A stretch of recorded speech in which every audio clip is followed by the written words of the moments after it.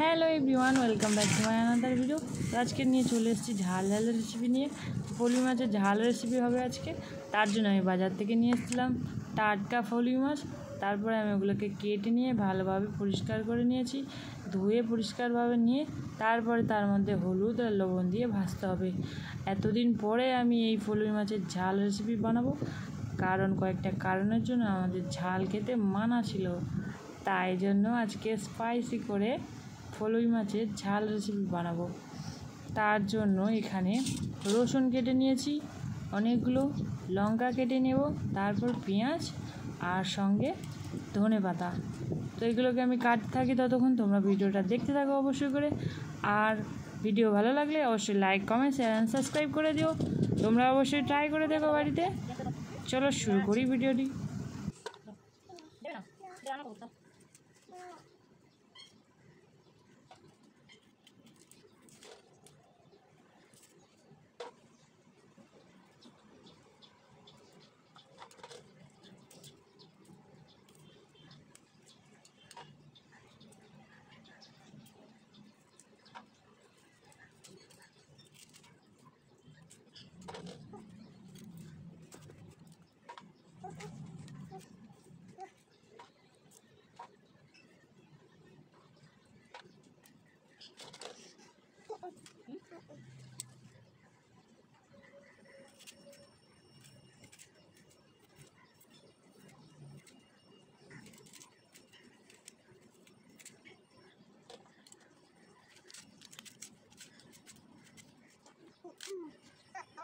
পেঁয়াজ ছেড়ে দিয়েছে, পেঁয়াজ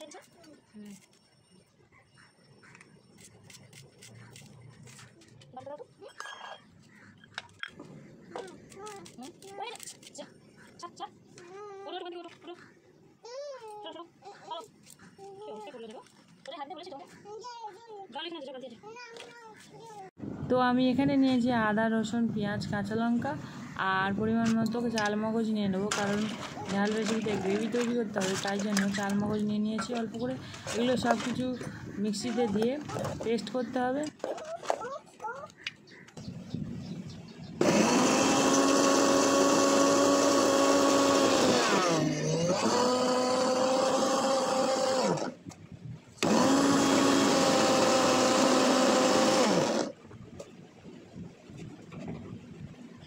তো আমি মশলাটা পেস্ট করে নিয়েছি। আর এখানে নিয়ে নিয়েছি একটা কড়াই, যেটা ওভেনে গরম করতে দিয়েছিলাম। তারপর আমি রিফাইন অয়েল দিয়ে দিলাম গরম কড়াইতে। এবারে এই তেলের মধ্যে মাছগুলোকে ভাজতে হবে। তো আমি ভেজে নিই।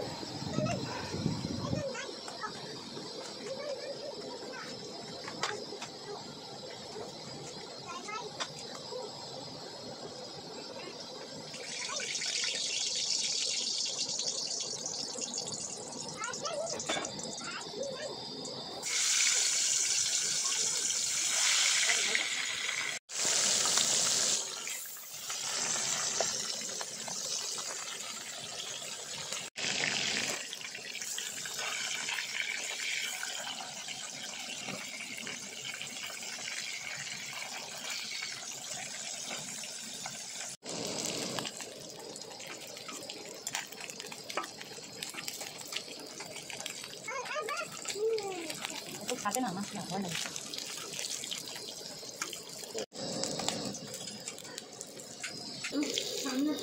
তো আমার মাছ ভাজা প্রায় কমপ্লিট।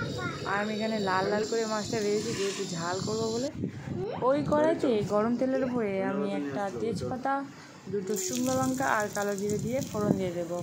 ধন্যবাদ নিয়ে আসতে হবে, চলো প্যান করো।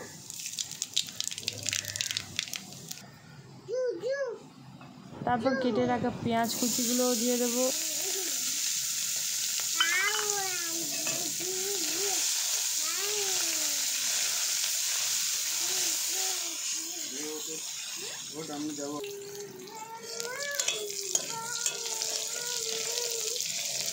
পেঁয়াজগুলোকে ভালো করে ব্রাউন ব্রাউন করে ভেজে নিয়েছি।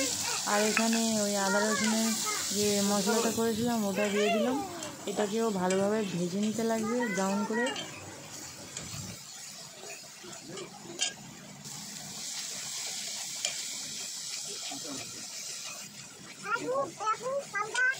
একদম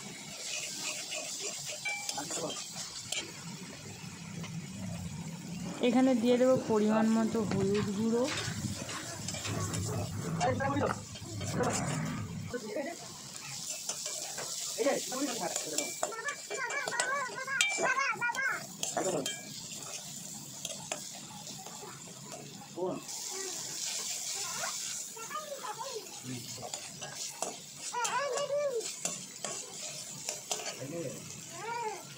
তারপরে দিয়ে দেবো পরিমাণ মতো জিরের গুঁড়ো। এটাকেও ভালোভাবে ভেজে নিতে লাগবে।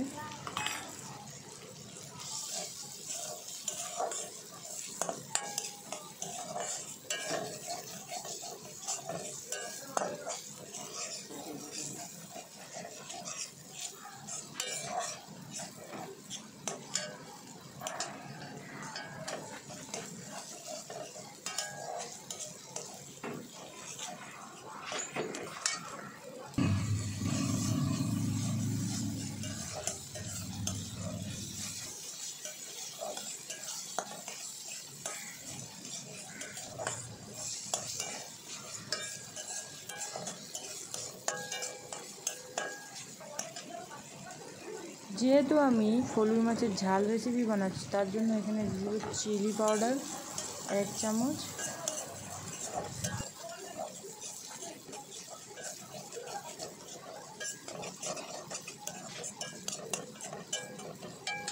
আর পরিমাণ মতো লবণ, যার যার স্বাদ অনুযায়ী।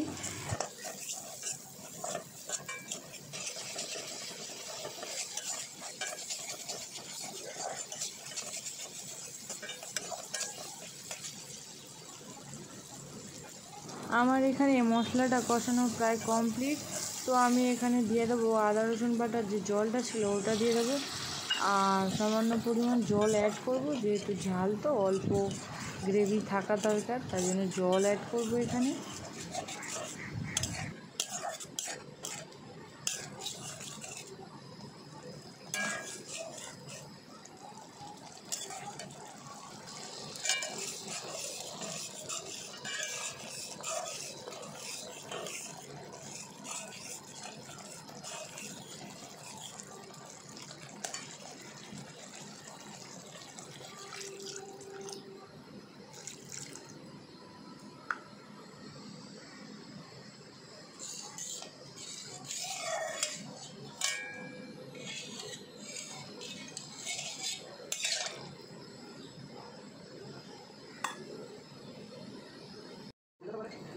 মশলাটা এরকম টকবক করে ফুটে গেলে তার মধ্যে মাছগুলোকে সিদ্ধ করতে দিয়ে দেবো, আর লাস্টে ধনেপাতা অ্যাড করে এটাকে নামিয়ে নিতে লাগবে। তো বন্ধুরা, তোমরা অবশ্যই বাড়িতে এটা ট্রাই করো অবশ্যই করে। খুবই একটা ভালো সুস্বাদু রেসিপি, আমাদের তো দারুণ লেগেছিলো লাস্টে। তোমরা অবশ্যই করে ট্রাই করো। হ্যাঁ,